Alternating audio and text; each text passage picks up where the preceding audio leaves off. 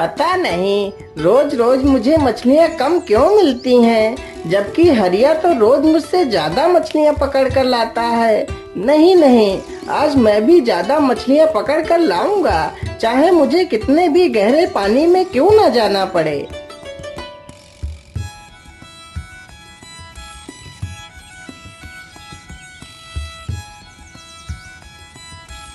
हरीराम ज्यादा मछलियां पकड़ने के लालच में अपनी नाव को गहरे पानी की तरफ ले जाता है।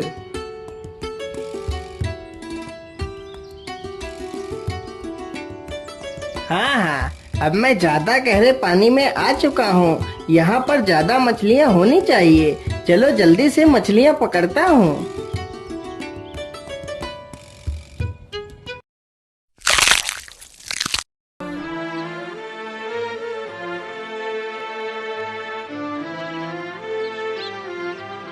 अरे वाह वाह, आज तो पहली बार मैंने इतनी सारी मछलियाँ एक बार जाल फेंकने से पकड़ी हैं। वाह वाह, आज तो मैं बाजार में ढेर सारे पैसे कमाऊंगा।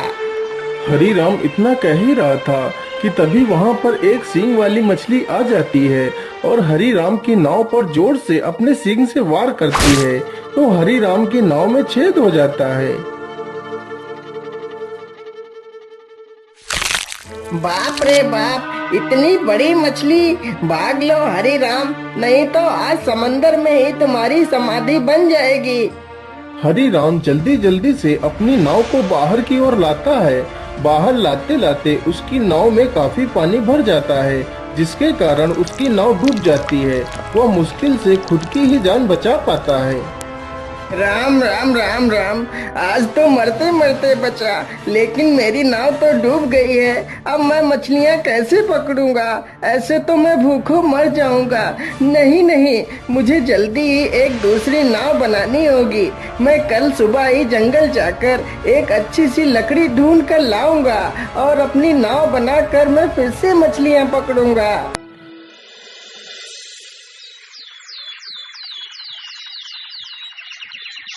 सुबह होते ही हरीराम कुल्हाड़ी लेकर जंगल की ओर निकल पड़ता है।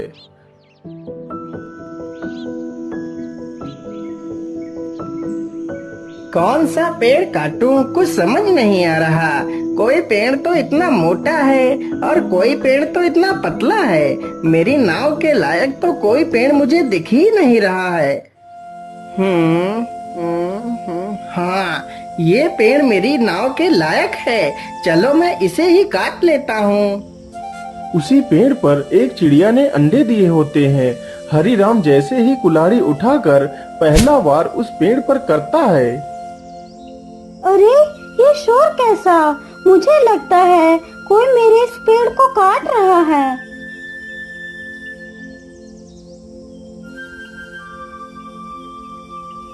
अरे भैया, आप इस पेड़ को क्यों काट रहे हैं? अरे चिड़िया बहन, मैं यह पेड़ काट कर अपने लिए एक नाव बनाऊंगा। लेकिन भैया, कृपा कर आप इस पेड़ को मत काटिए। इसी पेड़ पर मेरा घोंसला है जिसमें मेरे अंडे रखे हैं। यदि तुम इस पेड़ को काट दोगे तो मेरे अंडे नीचे गिरकर टूट जाएंगे और मेरा घर बर्बाद हो जाएगा।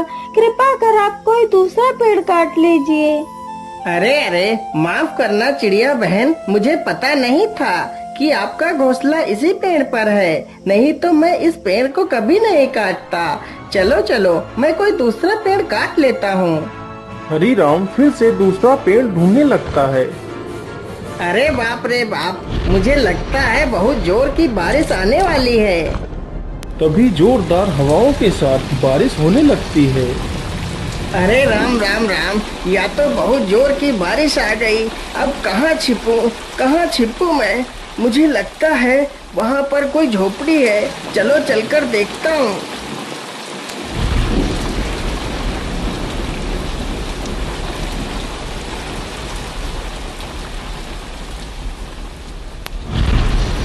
बाबा, मैं एक मछुआरा हूँ। आज मैं इस जंगल में एक लकड़ी काटने के लिए आया था, जिससे मैं अपने लिए एक नाव बना सकूं। लेकिन लकड़ी तो मुझे मिली नहीं। तभी जोर जोर से बारिश होने लगी। कृपा कर मुझे आज रात भर के लिए अपनी झोपड़ी में रुक जाने दीजिए।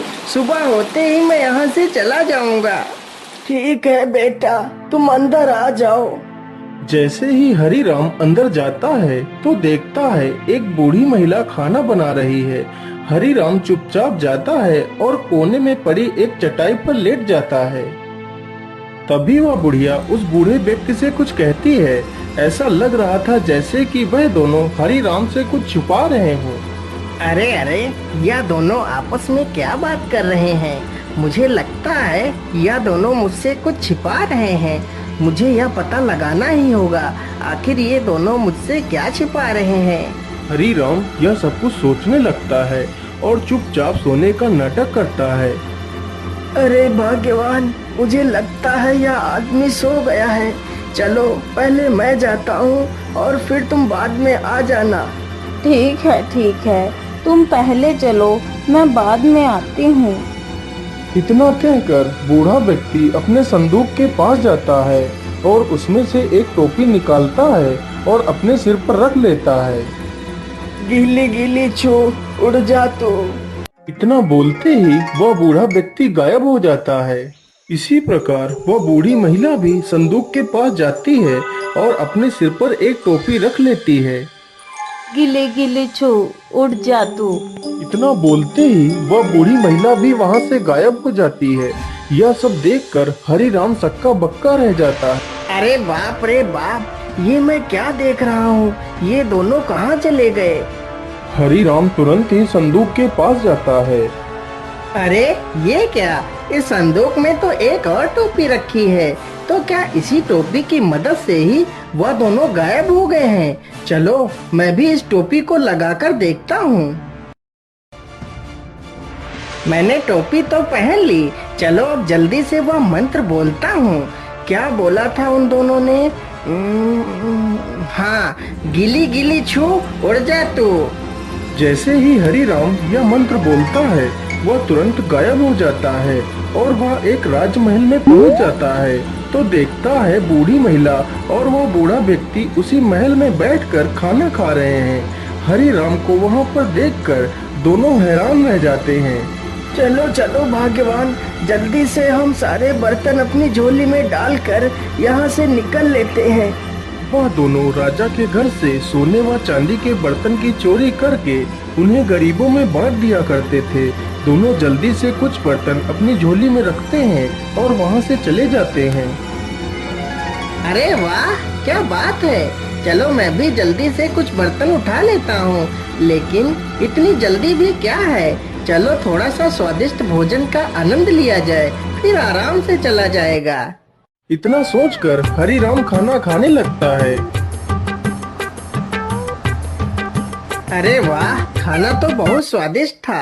ऐसा स्वादिष्ट खाना तो मैंने अपने जीवन में पहली बार खाया है। लेकिन अब मुझे खाना खाने के बाद बड़ी नींद आ रही है। चलो थोड़ा सा सो लेता हूँ, फिर आराम से चला जाऊंगा। इतना कहकर वह वहीं पर लेट जाता है और सो जाता है। उसे सोते सोते सुबह हो जाती है। तभी वहाँ पर राजमहल का रसोइया आ जाता है। अरे चोर चोर, कोई पकड़ो इसे, आज यह चोर हमारे हाथ लग गया है। इतना सुनते ही सैनिक हरी राम को दबोच लेते हैं और राजा के दरबार में पेश करते हैं। महाराज, मुझे छोड़ दीजिए। मैंने आपके घर में कोई चोरी नहीं की है। मैं चोर नहीं हूँ, मैं तो एक मछुआरा हूँ। अरे मूर्ख, यदि तू मछुआरा है तो क्या मेरे महल में तू मछली पकड़ने आया था?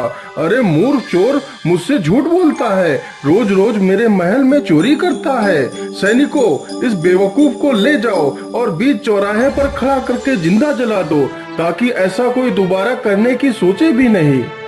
राजा का आदेश होते ही सैनिक हरी राम को बीच चौराहे पर ले जाकर एक मजबूत लक्कड़ से बांध देते हैं। अरे राम राम राम, ये कहाँ आकर फंस गया? आज तो मेरी मौत निश्चित है। क्या करूं, कैसे बचूं इन सैनिकों से? कुछ ना कुछ तो मुझे उपाय सोचना ही पड़ेगा। हाँ महाराज, आप मुझे मारने के लिए तो तैयार ही हैं और कुछ ही देर में मुझे मार भी डालेंगे। इसीलिए महाराज, मेरी आखिरी इच्छा पूरी कर दीजिए। हाँ हाँ, क्यों नहीं, बोल तेरी आखिरी इच्छा क्या है? महाराज, मैं चाहता हूँ कि आप लोग मुझे जिंदा जलाएं। उससे पहले मेरी टोपी मेरे सिर पर रख दीजिए, इससे मेरी आत्मा को शांति मिल जाएगी। अच्छा अच्छा, ठीक है। एक राजा होने के नाते मैं तेरी आखिरी इच्छा भी जरूर पूरी करूंगा।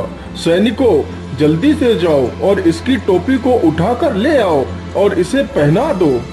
सैनिक तुरंत ही टोपी लेकर आ जाते हैं और हरि राम को टोपी पहना देते हैं। टोपी को पहनते ही हरि राम खुश हो जाता है। गीली गीली छू, उड़ जा तू। हरि राम तुरंत ही उस लक्कड़ समेत वहां से गायब हो जाता है। यह सब देखकर वहां पर खड़े हुए लोगों में भगदड़ मच जाती है। अरे भागो भागो, यहाँ से जल्दी से भागो और अपनी जान बचाओ, यहाँ पर भूत आ गया है।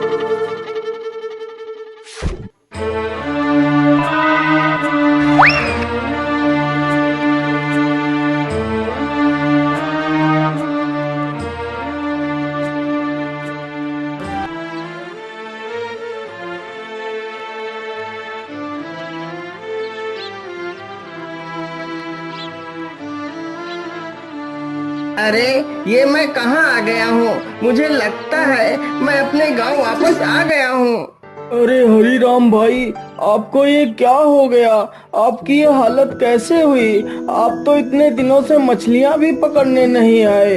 अरे हरिया भाई, इतने सारे सवाल बाद में पूछ लेना, पहले मुझे इस रस्सी से खोल दो। हाँ हाँ, क्यों नहीं हरी राम भाई, मैं अभी आपको रस्सी से खोल देता हूँ।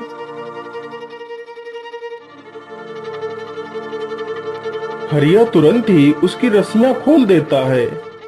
अरे वाह वाह, जिस लकड़ी की मुझे तलाश थी वह तो मुझे मिल गई। चलो अब इसी लकड़ी से ही अपनी नाव बनाऊंगा।